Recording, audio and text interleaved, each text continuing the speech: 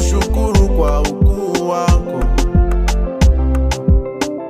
E Mungu wangu, naleta sifa mbele zako Baba. Oh, maana bila